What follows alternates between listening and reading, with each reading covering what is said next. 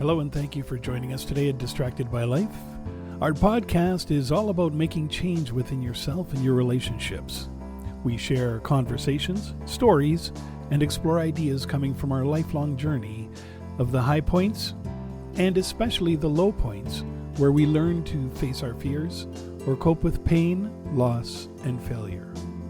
We do this in a discovery quest to establish patterns around our past and understanding whether we are tripping up from our past or being held hostage by it. We work on identifying ways to move forward, aligning our core values, and unlocking the keys to self-awareness, self-acceptance, self-compassion, and letting go of what is not serving you positively in life. A better you is always there, ready to explore in a new world. So let's begin. Ah, yes, the social media life. Always sunny and always so positive, on the surface that is. While in the real world, though, we all face struggles that require us to be brave in life. Braving life, showing courage. How do you brave life in this current state with all of life's stresses held over our heads? Today we discuss braving life and everything in between with Amal. We'll be sharing some personal discoveries and life-changing perspectives according to our own unique experiences. Welcome, Amal. Hi, Dan. Glad to be here as always. I feel that we've both been on this ride of braving life quite a lot as a couple. I have some scenarios to share, maybe, but I'd like you to kick us off. What's your take? Sure. Don't mind if I do. You're right. I feel we have been brave in life for quite a long time.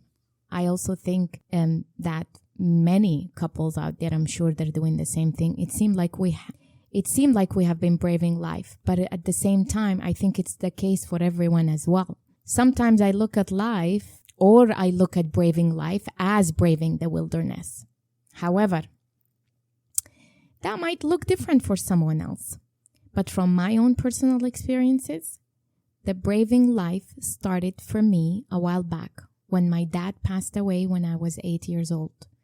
Living in a third world country, having no access to clean water or electricity most of the time, getting sick, spending most of my childhood in hospitals, coming close to seeing death, braving life for me when some real hard times showed up and shook me to the core, when my beliefs and faith were shaken and questioned if I would ever make it through. In situations when overwhelming pain and sadness of losing a loved one, not knowing if I will make it to see another day, being hospitalized over and over with malaria. And for those who don't know what malaria is, it's actually a severe and sometimes fatal disease is caused by a parasite that commonly infects a certain type of mosquitoes which feeds on humans. When I was separated from my brothers with the only way to see them again, when we got divided from a family of 4 to a family of 3 living in 2 different countries, at the same time, that was the only way for a chance at a better life, safe and normal life after my dad passed away. When I heard the news about my mother's breast cancer diagnosis, when our son Nicholas had a seizure that led him to getting hospitalized with meningitis, and that was definitely quite scary to witness. I think braving life is about all those hard times that we face with courage. Even though we are scared out of our minds deep down, it's when the world stops around us as we come face to face with that very same thing that tests and scares us to our core. Whether it be death, fear, or loss, or sickness.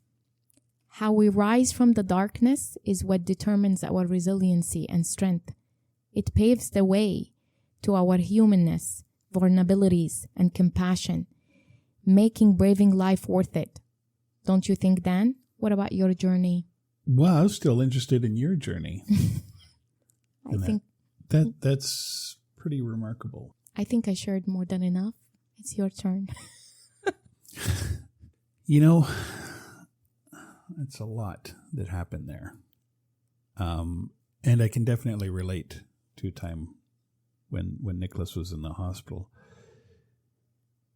I don't know if it's more discussing braving life or just how do we deal with braving life? Like what is it that we do? As a couple, when one's down, the other's there to support, and vice versa. And I think is that most of us sometimes we get so distracted by life that we focus more on living and pushing through for the next day that the next day and the next time, that sometimes we forget those challenging times that change us. Yeah, no, that's true. I mean, for the most part, we do get distracted. Or, personally in my case, I just don't want to look back down that road again. And that, of course, is a work in progress for me personally. Always growing and always learning. I think back to when, braving life isn't necessarily the bad things in life, in my life. Sometimes they're, good hidden in the news. The day I got a call from my daughter to tell me that she's pregnant. Kind of out of the blue, kind of young. But, by the grace of God, everything went well. And I'm now a grandfather to a beautiful little girl. There was a time, too, when, thankfully, both my parents are still here. And my dad did fall, though, and had a brain bleed. That was the first time in my life that I thought, holy shit, I just might lose a parent. So it was huge. But, first things first, focus on getting them fixed and go from there as best we can. Another reality check, my mom with mini strokes. Like, what the hell? That's my mom. You're supposed to be strong and indestructible. But you realize as you get older that, they're human. And we are all fragile. Very much so. And as the family doctor says, we have an expiry date. Yeah, pretty much. Just, it's not on the label. And that's really frustrating. Braving life, going through the struggles, learning, adapting, and dealing with it. That, has to be probably one of the greatest examples of that would be my own brother who suffered, disabilities from day one. And he's persevered. Now there's a guy who braves life with positivity, complete positivity. How could I look at anything any less than watching him go through his struggles with, how you doing? I'm okay. Meanwhile, he can't move. Walk or he can't feed himself. Yeah. It's looking at him and really questioning what braving life looked like, because he is the ultimate example of braving life. Yeah. Every day. No complaint.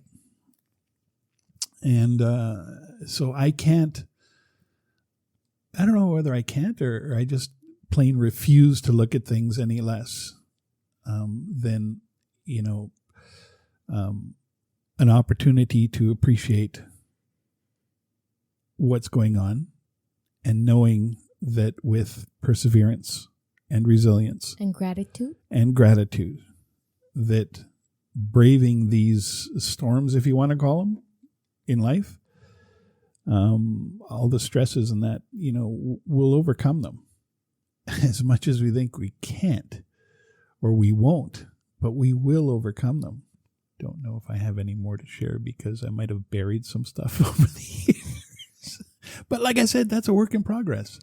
Burying is not good because it's all about facing. I know. As I mentioned, growing sometimes we forget those unique moments and times that actually change us.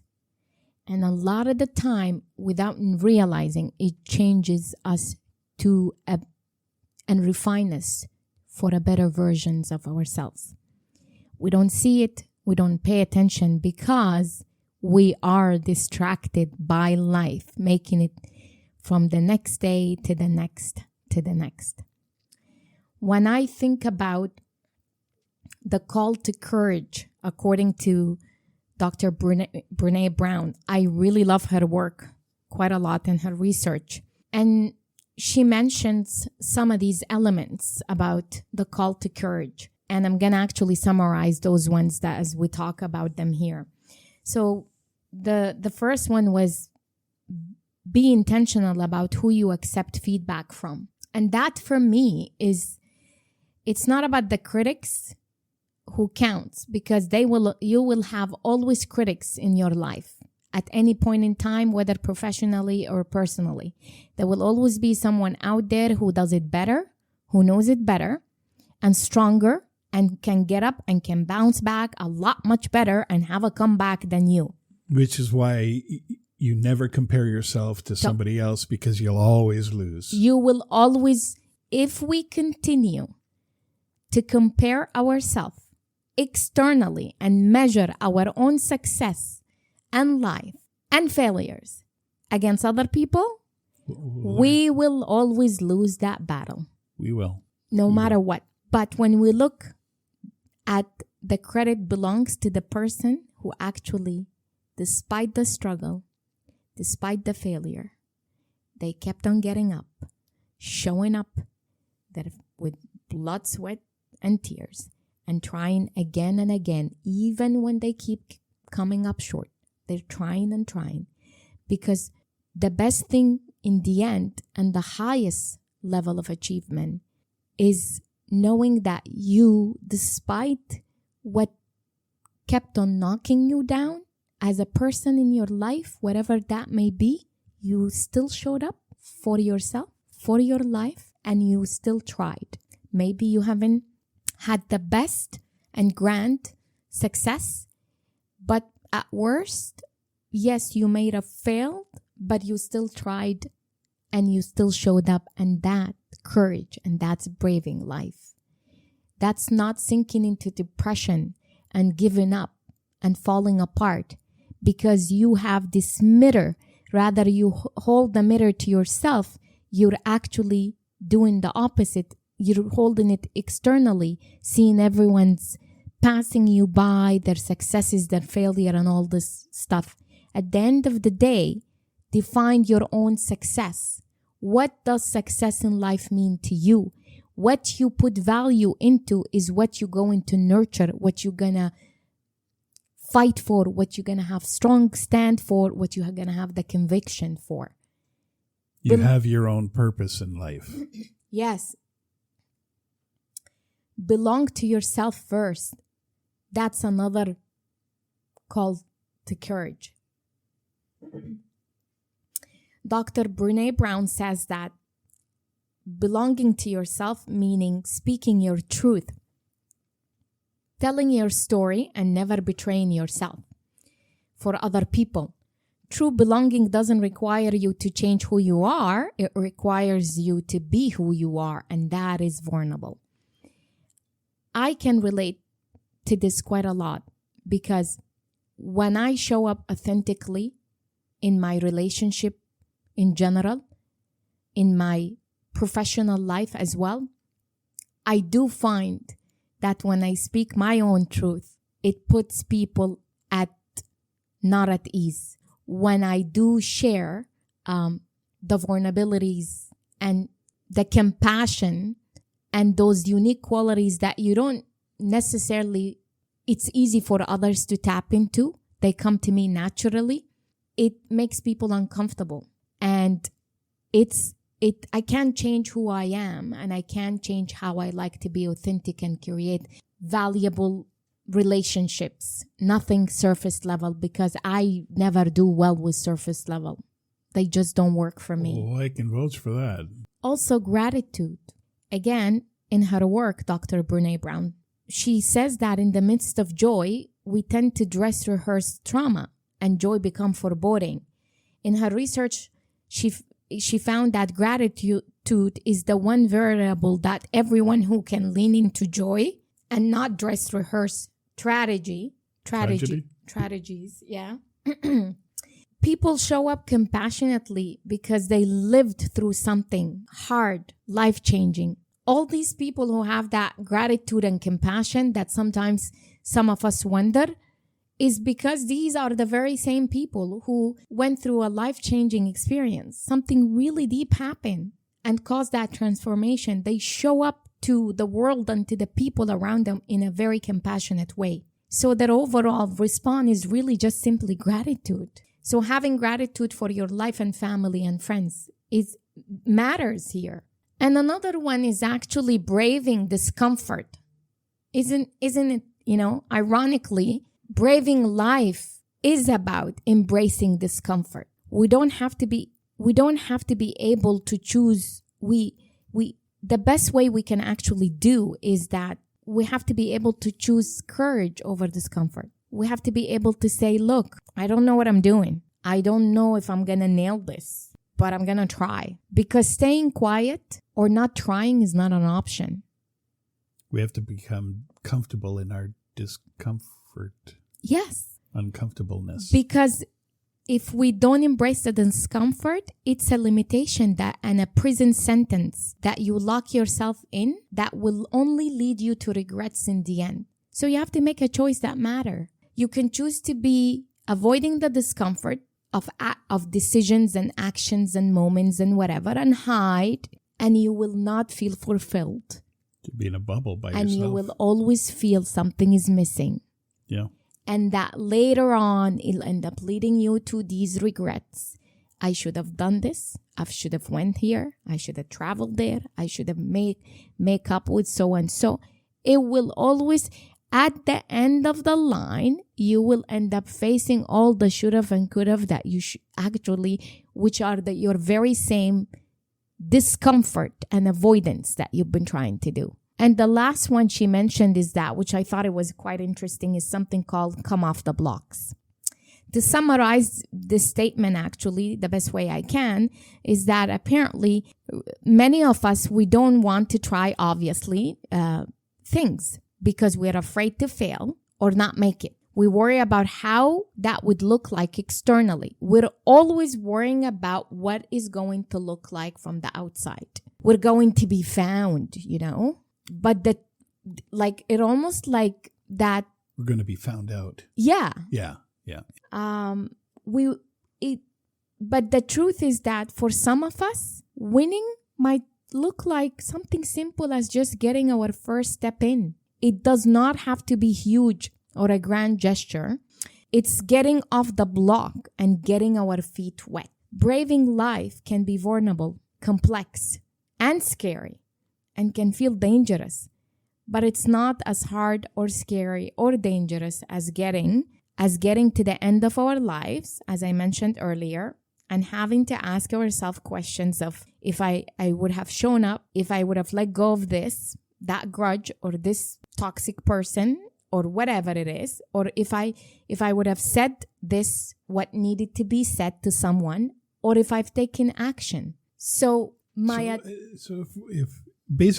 we're in a race and the gun goes off to start, we have two choices. Stay there at the starting blocks. Get paralyzed and stay there. Yeah. Or fire off and get moving. At least you're moving. I like that. Yes. Fire off with all your might, whatever energy and strength you got going to be able to get to that line, to the end of that line. How you get to that line, whether at a high speed or a slow speed or whatever speed, that's not the measure to success. The measure of just the fact that you're moving. The fact that you're moving and you're trying and you're being brave about it.